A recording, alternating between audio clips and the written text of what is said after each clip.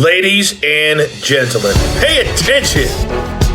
This is your boy, the coach from the WWE. I would like to welcome you to the very first wrestling podcast in the world to take you on a weekly deep dive into classic matches along with legends of the squared circle. Enjoy the discussion. Enjoy the back and forth. There's so much to get into. Ladies and gentlemen, this is The Payoff.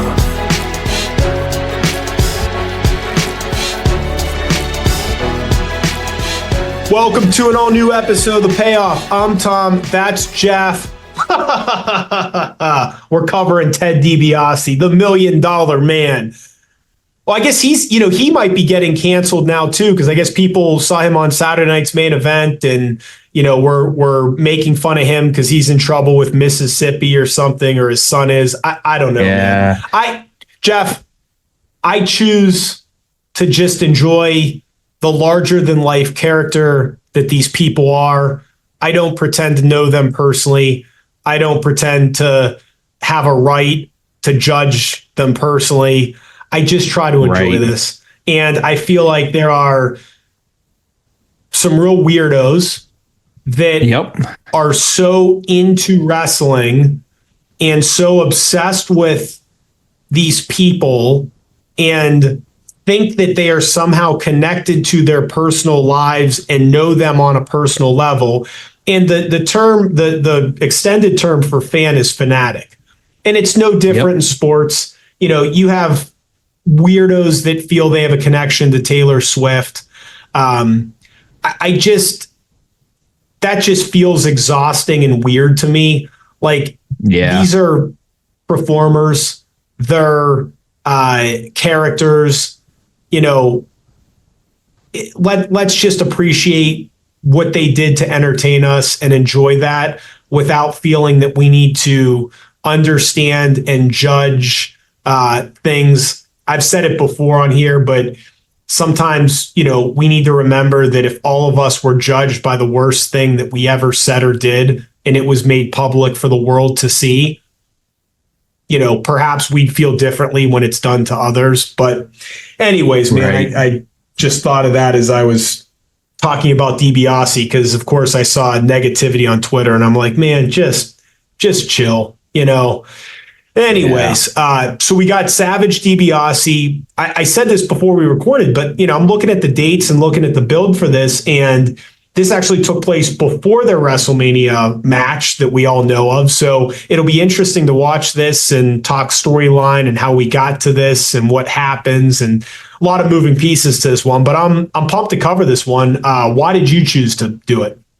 Yeah, this was, again, one of the when they dumped all when we knew Saturday Night Main Event was coming back. We've got a couple under our belt at this point, though.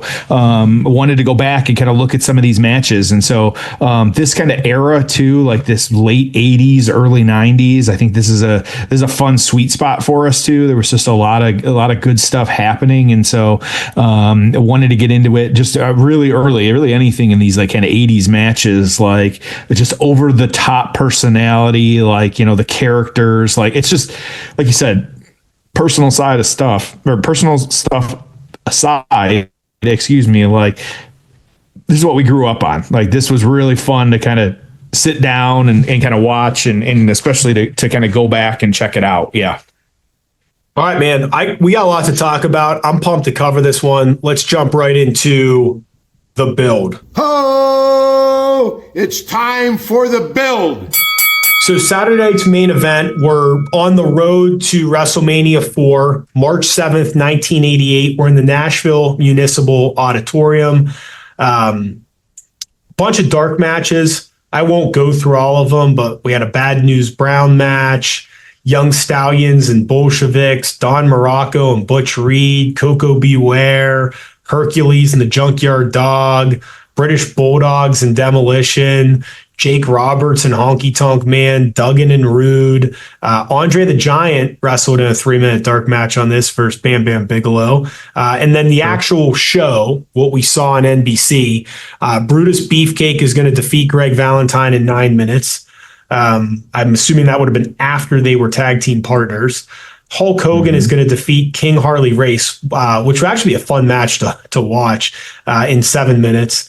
Our match here, and then we had 2 more matches after, which was the Islanders defeating the Killer Bees and One Man Gang defeating Ken Patera. And I always thought it was interesting how they stacked these things where they didn't put the biggest draws or the biggest matches at the end. So that's it, man. That's our card. This is early on in the DiBiase Savage feud. So I'm looking forward to hearing some of the things that led up to the WrestleMania 4 tournament. Yeah, so let's get into so we'll go back a little bit here. So this Saturday night main event taking place March 7th, 1988.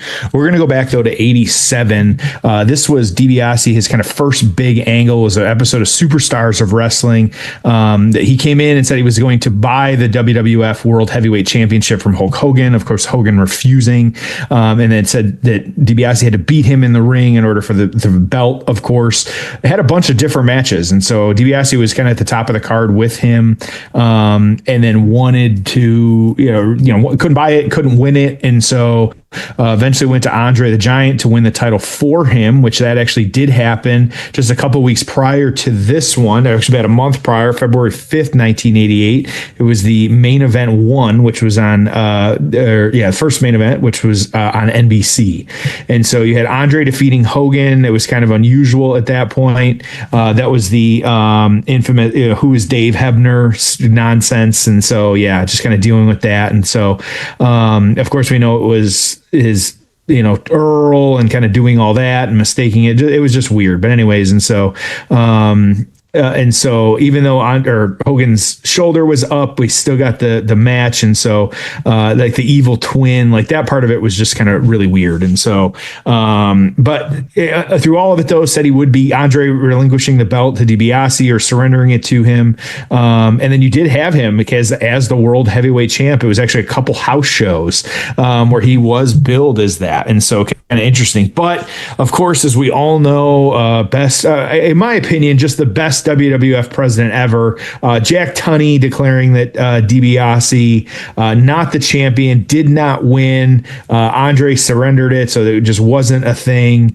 It did, though, interesting. They do still sometimes recognize Andre's world title, and so, but it is considered one of the shortest world title reigns in WWE history. So you had DiBiase coming off of this feud with Hogan and dealing with that. Savage on the flip side, again, he won the King of the Ring tournament in 1987. He was on the rise, of course. Fans liked him, even though he was a heel.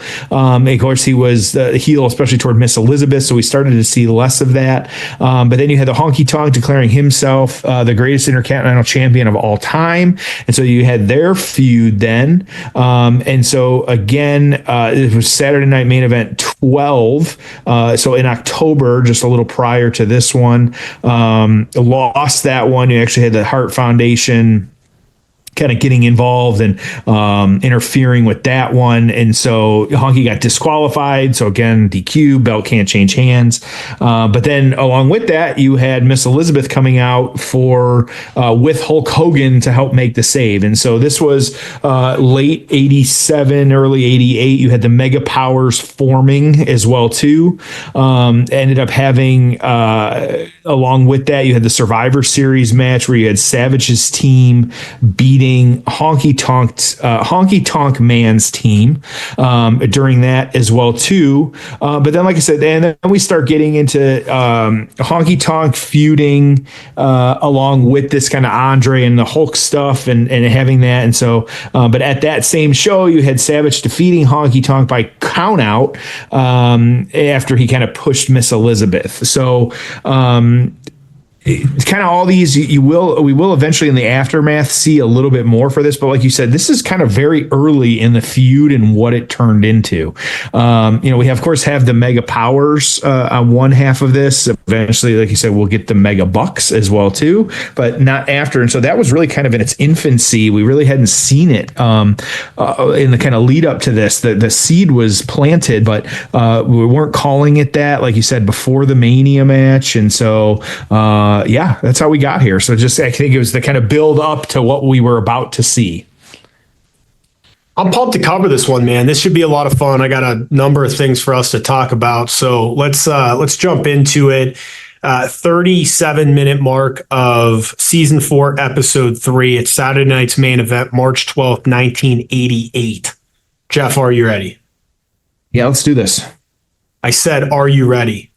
I am ready. Let's do this. All right. Little nod to our Hall of Famer Triple H there. Yep. Break it down. Well deserved. Well deserved.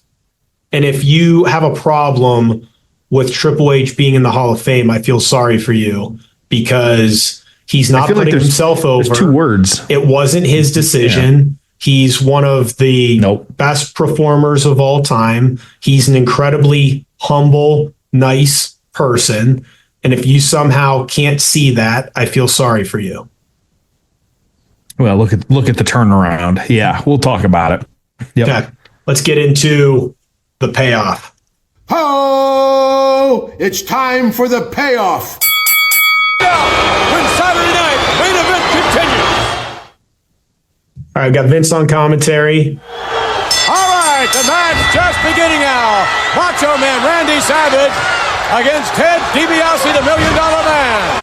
Yeah, pretty wild. These two were going at it on Saturday night's main event prior to Randy trying to get Virgil away from Liz. Not sure if it's a work or shoot, but all right. So Ted going after Savage. We're off and running. These two in the prime of their wrestling careers, both in great shape, had great matches together.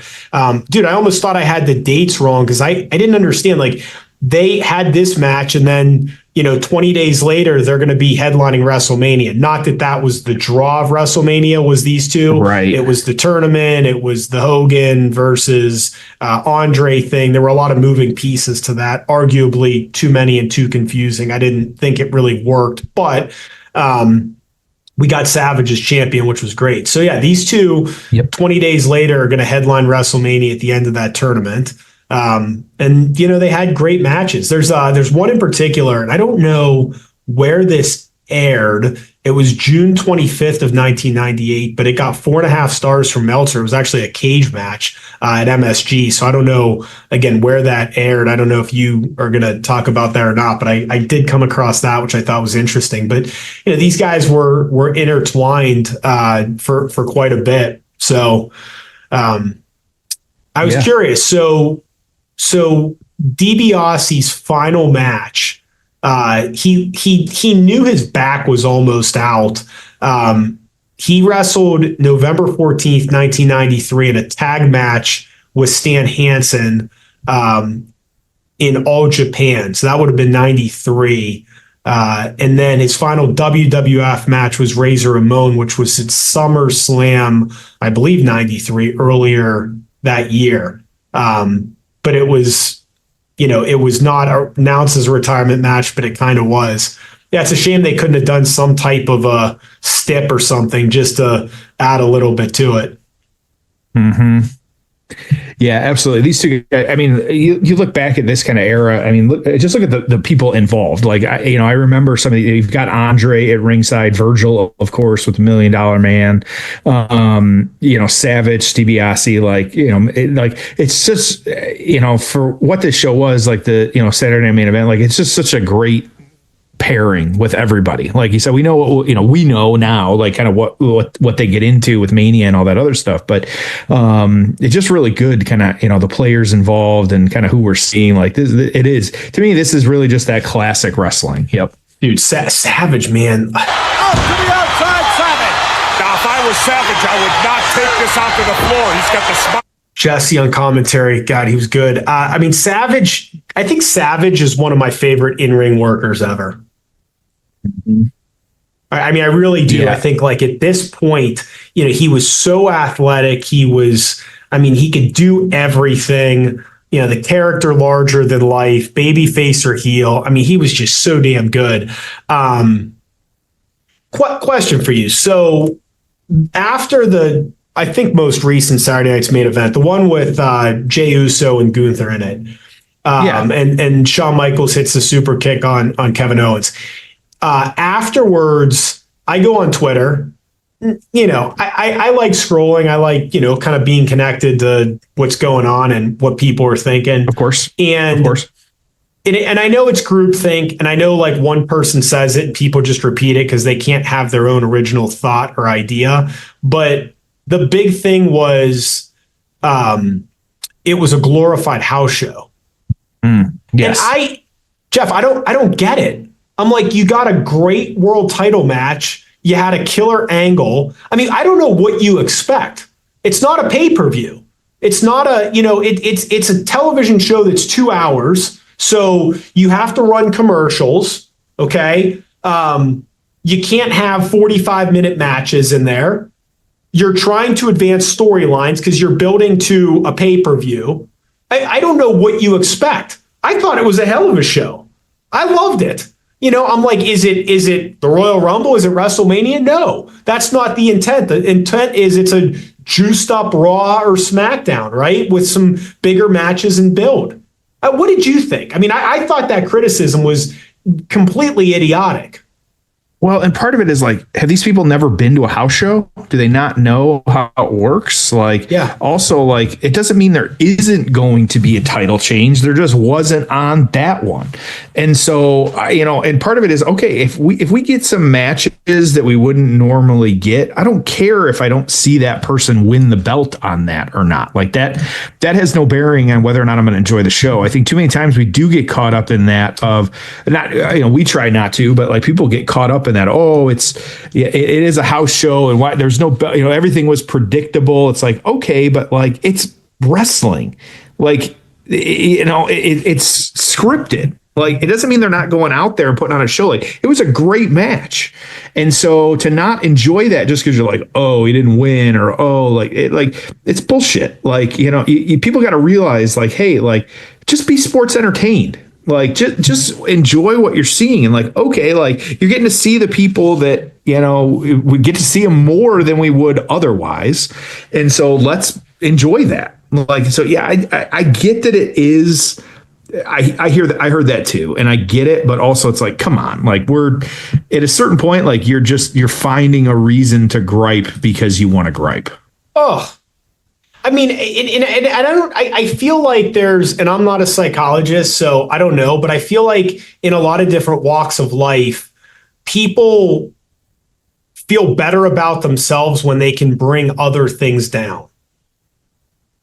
So it's like, hey, I feel a little better about myself if I have the power to go on to Twitter and criticize something. It makes me smarter if I'm able to say that Triple H is an idiot for the show he booked. Right. And again, I feel sorry for people that need that psychological boost because the show was fine. Glorified house show doesn't even make sense. Jeff, have you ever been to a house show where Kevin Owens and Cody Rhodes signed a contract and a Hall of Famer comes out and super kicks Kevin Owens? Right. Have you ever been to a house show where you watched a world title match between two really good performers and characters and genuinely didn't know who was going to win? I mean, yes, I figured Gunther was going to win, but towards the end of that match, I'm like, are they doing it? Could they do it? So that doesn't happen on a house show. There's not going to be a world title change on a house show. So that line of thinking was just so idiotic.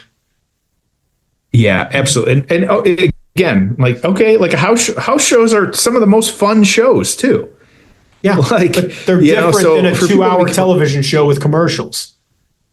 Right. And like a lot of we see more now, we know because of social media and what's out there, like we see a lot more of like those house shows and them being fun, or like the Roman interaction with the crowds, or, him and some kids in the front row or whatever it might be. Like, it's funny to see that stuff. Like, and it's because them, they can kick back a little bit more. And it really is like, especially they don't have Vince kind of, watching it like a hawk either, because that's just frustrating too. So yeah, I get it. It's got to be difficult, but yeah. Another good match. You got DiBiase on this one. Yeah. Yeah. Another just observation for you. And I want your thoughts on it. So one of the things I've really appreciated Obviously we have more long-term storytelling, but one of the cool things about this era, and like we fixate on, it's easy to fixate on the negatives of all this television. 2.5 hour Raw, 3 hour SmackDown. There's so much television. But one of the really cool factors that you get that you wouldn't have got in this era that we're watching now, 1988, is you really have the time to build up the backstory of why someone wants to do something. Right. So why do all these guys want to win the Royal Rumble? It used to be that you didn't have the TV time to build all these guys up. But like now, you start going through all the potential, WrestleMania main events and all the ways that you can go. And I know you and I will talk about, well, Cody could do this or that or that or this or that. And next thing you know, you've talked yourself into 5 different WrestleMania main events for night one that you'd love to see, and you have no idea what's going to happen. I don't think you can do all that if you don't have the TV time to build all these things up. And I feel like some of it is even, I could be completely wrong, but Triple H is doing these things where he's either trying to divert you or maybe even test the waters. And it's like, wow, Punk and Roman on screen is insane. Wow, Punk and Cody have chemistry. Wow, these two guys don't have chemistry. But you can try so much more when you have this TV time. So Savage did the elbow or the double axe handle off the top, which always looked good in this era. Referee out, Andre interfering. So a lot of shenanigans here. Yeah, good stuff. That was double axe on the outside. So is this a glorified house show too, Jeff? I mean, it's a Saturday night main event, so you got to apply it the same, if we're going to be even across the board here. We're building to pay-per-views. Liz going to the back. I wonder who she's going to bring out. You get what I'm saying about the time to build these characters and how it really helps the product? Yep. Yeah, you need it. It makes it so. Again, I mean, there's negatives on all the television time, but there's also I love the fact that they're able to do that. Yep, absolutely. So Hebner up, Andre. Yep, Andre beating up Savage on the outside. Yep.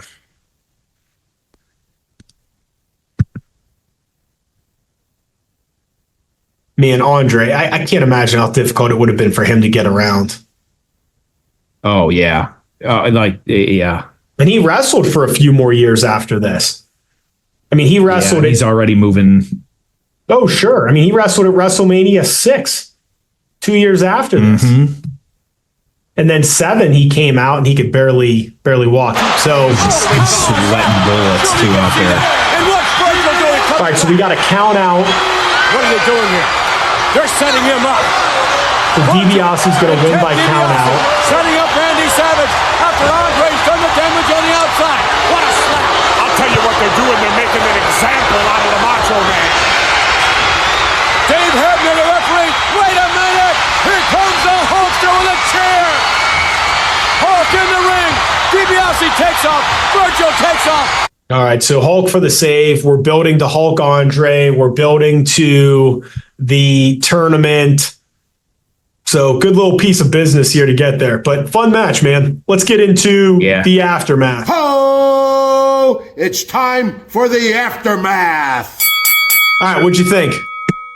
It was fun. Yeah, like it wasn't technical by any means, but it's still fun. Like I said, to see these players, to see what they're doing. Like it's just a good time. Yeah. Good enough, man. I enjoyed it.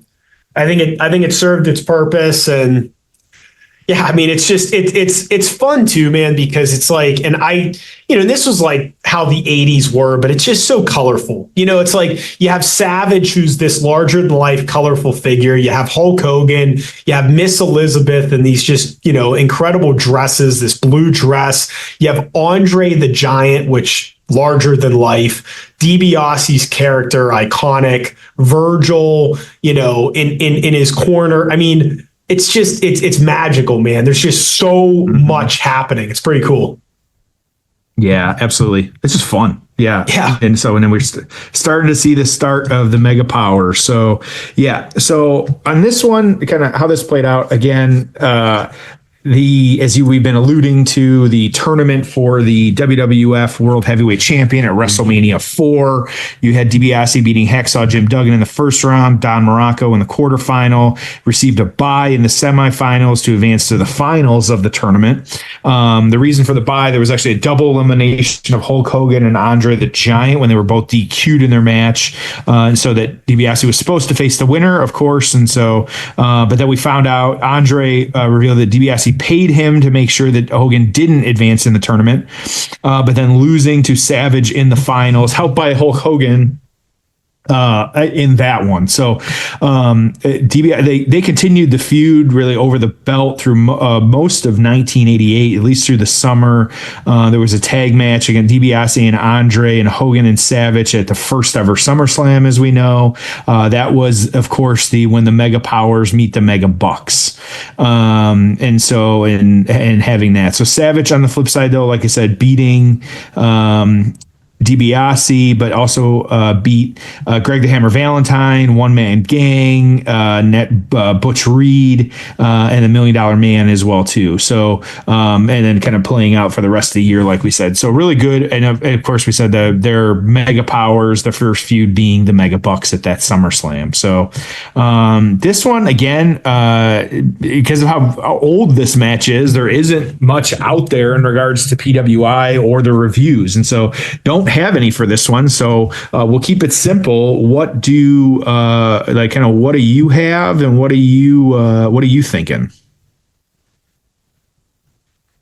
Again, not a classic match, kind of blow off finish. We're building the storyline, so I'll give this a 6. It was good. It just wasn't, it's not something, you got to go watch this, or it was this pivotal moment. But I thought it was really well done, a lot of fun, solid 6. What about you? Yeah, I was almost like, I'm going to say 5. Like it was, while we enjoyed it, and I think that's a big part of it. Like it also wasn't earth shattering. It wasn't anything that, it does set up what we're eventually going to see. So I think that part of it is good. But yeah, I think we just kind of need to, enjoy it for what it was. There's nothing wrong with being a glorified house show. There's nothing wrong with just being a good match to kind of not even end the show. There's still more matches. That's wild to think that wasn't even the main event of the show. But just overall, really good. I'm in a 5. Like I said, it's weird to say, I gave it a 5. It was really good, but sometimes that's just what it is. Yeah. Cool. Well, this was fun, man. It was a good episode. We're on a good run. I think you got a hell of a slate for us coming up, man. I'm pumped. Yeah, I've been kind of playing with some different matches here. We got a few things. We got another Heat episode. Well, I mean, we're about to get into our Mania season here. So we got some different stuff. Rob Van Dam taking on Mr. Perfect in 2002. We're going to sneak in a TNA match here before WrestleMania. We get to WrestleMania, but then most of April is going to be WrestleMania for us. So I see some WrestleMania 7, of course, I think a main event at 20. So we've got some things coming up here. I'm pumped, dude. Yep. Absolutely. So just like a house show, send them home happy. Yeah. Glorified house show today. All right. Well, we appreciate everyone listening. We'll see you next week on an all new episode of The Payoff.